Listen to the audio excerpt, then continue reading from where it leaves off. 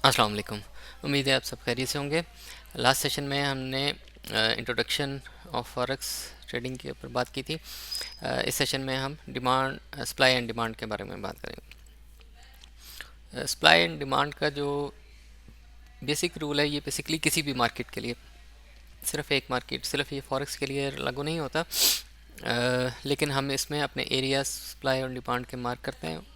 अ, उसको फर्दर आगे वीडियोस में एलाबरेट करेंगे कि वो क्या काम करेंगे, लेकिन हम सोली सप्लाई एंड डिमांड के ऊपर काम नहीं करते। बेसिक रूल वही है, लेकिन इसके आगे फिर डिफरेंट इंडिकेटर्स, डिफरेंट स्ट्रेटजीज हम लगाते हैं। इसको एज ए स्ट्रेटजी हम नहीं लेके चलते, लेकिन ये एक बेसिक रूल है मार्केट का, सप्लाई एंड डिमांड का। ये जब से ट्रेडिंग हुई का आगाज़ हुआ है, मतलब जब से इंसानों ने एक दूसरे के साथ ट्रेड करनी शुरू की, ये तब से ये रूल है। और ये बहुत कॉमन सेंस, मतलब कि इसके लिए चाहिए, इसके लिए कोई रॉकेट साइंस नहीं चाहिए। किसी भी चीज़ की जब सप्लाई किसी सर्टन टाइम फ्रेम में, किसी सर्टन एरिया में ज़्यादा हो जाए तो उसकी प्राइस कम हो जाती है। और किसी चीज़ की डिमांड एक सर्टन पीरियड ऑफ टाइम में, सर्टन एरिया में जब ज़्यादा हो जाए और सप्लाई कम हो तो उसकी प्राइस ऊपर चली जाती है। सिंपल रूल है। मैं आपको यहाँ पे चार्ट में भी मार्क करना बता देता हूँ, उसकी एग्जांपल दिखा देते हैं कि जिस तरह ये, ये एक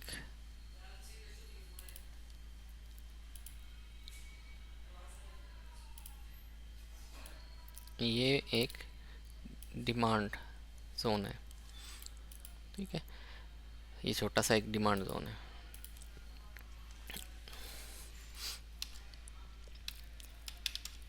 डिमांड जोन हो गया, और ये यहाँ पे एक सप्लाई जोन है।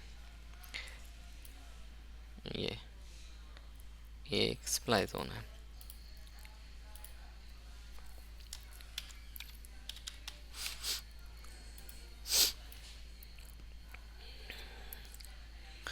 तो यहाँ पे हमने ये चार्ट पे मार्क कर लिया। ये हमें नज़र आ रहा है कि यहाँ पे इसकी सेलर ज़्यादा है, बायर कम है, तो इस वजह से इसकी प्राइस जो है ड्रॉप डाउन हो गई। यहाँ पे बायर ज़्यादा है, सेलर कम है, तो इस वजह से इस प्रोडक्ट की, इस कमोडिटी की प्राइस ऊपर चली गई। आपको और एग्जांपल्स मैं दिखा देता हूँ इसी चार्ट से, ताकि आपको पता चल जाए कि चार्ट से किस तरह आपने आइडेंटिफाई करना है। लेकिन इसमें एक चीज़ ये है कि एक स्टडी ग्रोथ होती है, एक इमीडिएट होती है। उसका आपने ध्यान रखना है कि कैंडल्स जो हैं वो बड़ी कैंडल्स के साथ, जब मार्केट जिस तरह ये यहाँ पे एक सप्लाई जोन ये एक बन गया है, ठीक है। ये मतलब बड़ी बड़ी कैंडल्स आपको नज़र आ रही हैं डाउन ट्रेंड में, तो ये सप्लाई जोन हो गया। और इसी तरह अगर आप देखें तो यहाँ पे ये आपका डिमांड जोन बन गया।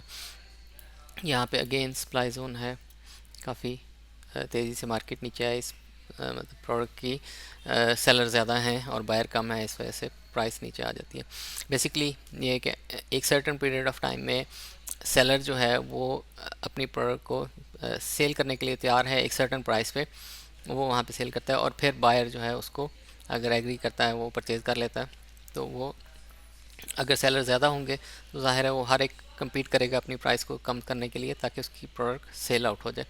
तो वो इस तरह से फिर प्राइस कम हो जाती है। अगर बायर ज़्यादा है तो जो कमोडिटी है वो उसकी अनलिमिटेड सप्लाई नहीं है, सप्लाई तो है वो सर्टन एक लिमिटेड सप्लाई होती है हर चीज़ की।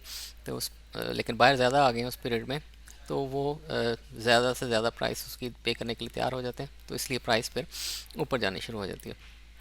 तो इस तरह आप मार्केट में सप्लाई जोन और डिमांड जोन, ये डिमांड जोन है, ये यहाँ से सप्लाई जोन है, और मार्केट इसी तरह ही काम करती है। फॉरेक्स मार्केट जो है वो इसी तरह ही काम करती है।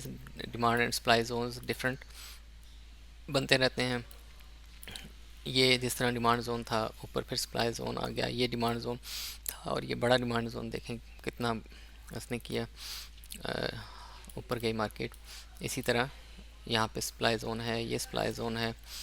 तो ये एक छोटा सा आपके लिए, ताकि आपको डिमांड एंड सप्लाई का बेसिक रूल पता चल जाए कि डिमांड एंड सप्लाई जो है वो किस तरह काम करती है।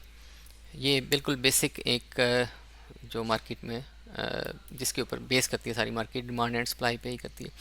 तो ये आप ताकि चार्ट पे आइडेंटिफाई कर सकें कि किस एरिया में, किस जोन में सप्लाई ज़्यादा है और किस जोन में डिमांड ज़्यादा है।